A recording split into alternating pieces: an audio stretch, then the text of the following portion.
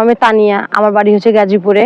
তো কোনো প্রবাসী ভালো ছেলে যদি থাকো, আমাকে বিয়ে করতে চাও, তাহলে কমেন্টে অবশ্যই নাম্বার দিয়ে যাবা। আসসালামু আলাইকুম।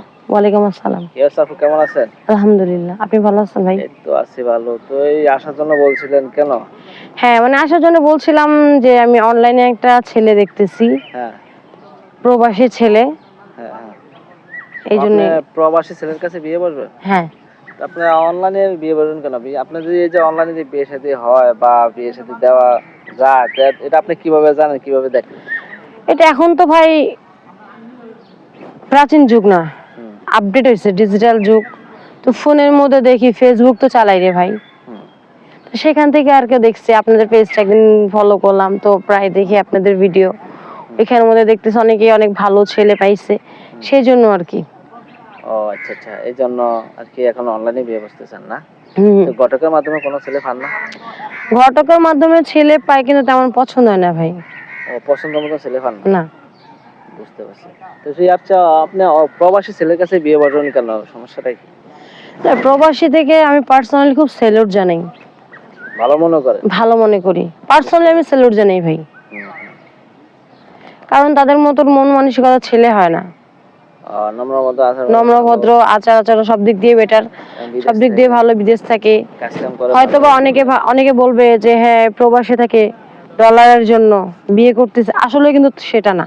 হুম, আসলে অনেকে বলতে পারে যে হ্যাঁ প্রবাসী ছেলেদেরকে পছন্দ ওই টাকার জন্য বিয়ে করতেছে। হুম, আসলে টাকার জন্য, তারা যে পরিশ্রমী, হুম। ঠিক এই কারণটার জন্য তাদেরকে বিয়ে করতে চাচ্ছে। ও আচ্ছা আচ্ছা, বুঝতে পারছি। পরিশ্রমী কাজ কাম করে, কষ্ট করে, এই জন্য না? হ্যাঁ হ্যাঁ এগুলা চিন্তা ভাবনা করে চাইতেছেন প্রবাসী বিয়ে করবেন। হ্যাঁ হ্যাঁ হ্যাঁ। তো প্রবাসী ছাড়া যদি এই বাংলাদেশে বা যে কোনো কান্ট্রির লোকে তো অনেকে পছন্দ করতে পারে, তাহলে কি বিয়ে বসবে? অবশ্যই সে ভালো হইতে হবে, নম্র হইতে হবে, আচার আচরণ ভালো হইতে হবে, ও, মানবিকতা থাকতে হবে। নম্র ভদ্র, আচার ব্যবহার ভালো, এরকম ছেলে চাইতেছেন হ্যাঁ না? হ্যাঁ হ্যাঁ, যাতে ভবিষ্যতে যাতে আপনার সাথে কোনো সমস্যা না হয়, সমস্যা না হয়। চালাতে পারে, চলতে পারে, এরকম। হ্যাঁ, ও, বুঝতে পারছি। আপনার গার্ডিয়ান কে কি মাইনে নিবে আপনার সাথে অনলাইনে বিয়ের সাথে বসে? আমার গার্জিয়ান বলতে আমার বাবা নেই, মা আছে? মা আছে। বড় ভাই বোন নেই? না, আমি একাই। ও আচ্ছা আচ্ছা, বুঝতে পারছি। তো এখন কার কাছে থাকেন আপনি? আমি আমার আম্মুর সাথে থাকি। চাকরি বাকরি করেন নাকি? হ্যাঁ, চাকরি বাকরি করি। ও, বুঝতে, কিসে, গার্মেন্টসে নাকি অন্য না, আমি কিছু? একটা প্রাইভেট কোম্পানিতে জব প্রাইভেট করি। কোম্পানিতে না? বুঝতে পারছি। তার চেয়ে বিয়ের সাথে বসলে ছেলে কোনো কিছু দিতে পারবেন, টাকা পয়সা পাবেন? অবশ্যই দিতে পারবো। আমার যে বাড়ি এই যে জমি জমা দেখতেছি সবকিছু আমার নামে, সবকিছু আপনার নামে? সবকিছু আমার নামে। ও, বুঝতে পারছি। তাহলে কোনো সমস্যা নাই, না দিতে না, পারবেন না? কিছু চাইলে দিতে পারবেন? অবশ্যই পারবো, বুঝতে কিন্তু পারছি। ছেলেটাকে ভালো হইতে হবে, নম্র হইতে হবে, আমরা বাদা আছে বাবা, ভালো আচার ব্যবহার ভালো আছে। হইতে হবে।